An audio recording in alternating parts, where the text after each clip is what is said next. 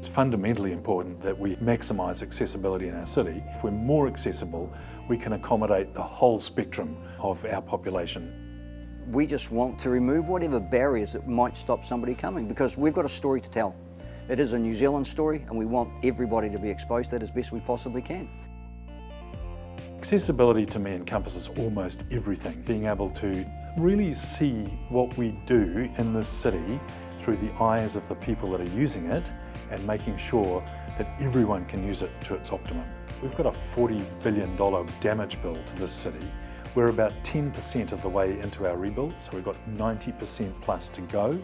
And this region is growing at about 7% on GDP.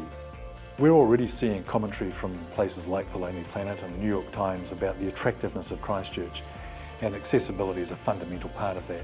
It's really about having a city where people want to come to work, to live and to play and to be educated because they can. Christchurch International Airport is an extremely vibrant place. It has about 6,000 employees on it, and it has about 5.5 million passengers that come through the door every year. There's about 1.5 million of those are international tourists. So being accessible is not just about New Zealand people, it's about international people. The people with access needs are identified by our staff as early as possible within their journey, and we do a lot of work with our own staff in being able to help them assess the needs that are necessary. We've been assessed by Be Accessible, and we've managed to retain our gold rating, which is fantastic. We are very, very proud that we are leading in some regards the way, but we think that it's really important that other businesses take that same step as well. Prior to the 2011 Rugby World Cup, we were audited by Be Accessible, mainly because we wanted to find out the deficiencies and how to improve the visitor experience. So we ultimately ended up with a silver rating, which we're really happy with. We acknowledged that one of the largest barriers was in fact our entry fee. So the museum's run by a trust. We abolished the entry fee. You can navigate your way around the museum unimpeded by many things. We've increased the font size for those that might be sight impaired. We do get a number of elderly that come through, so for us it's a simple case of acknowledging that they may well have a disability.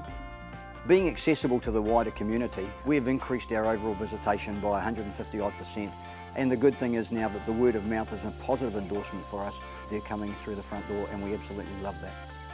So accessibility to Dine is being able to cater to people with any form of a challenge in any way, shape or form. We're well known within the accessible community that we are a place where you can go. So rather than go to our competitors, they'll come here because they know it's a good quality product and it's accessible to them. We've got one table that is built by people in Kilmarnock Enterprises, who are our landlord and friends, I guess, of the business. And they provide workshops and working environments for people with all range of disabilities. So working with those kind of goes in well with what we do as a business. We like to think that accessibility here at KiwiRail Scenic Journeys is about being able to offer our products and our services to everybody and anybody who wishes to use them. The actual journey, the one that you're seeing here today, which is the Transalpine service, received a silver rating from beginning to end. We have an accessible ramp which can take people with wheelchairs or anybody who has problems climbing steps. These being purpose-built carriages, we have been able to consider at the point of design lots of different facilities.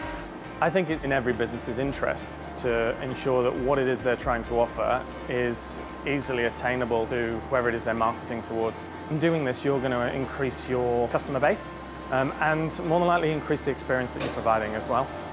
It is extremely important for business such as us to be open to a diverse culture.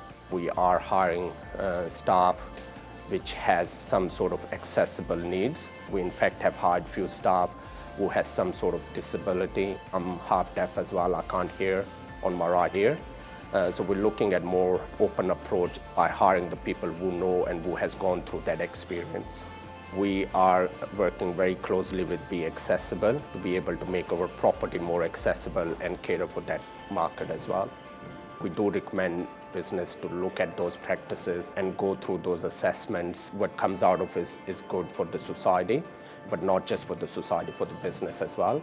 We've got the opportunity to do something different in Christchurch. We've got the opportunity to go somewhere new and creating something that is really quite magic and that will be recognised worldwide.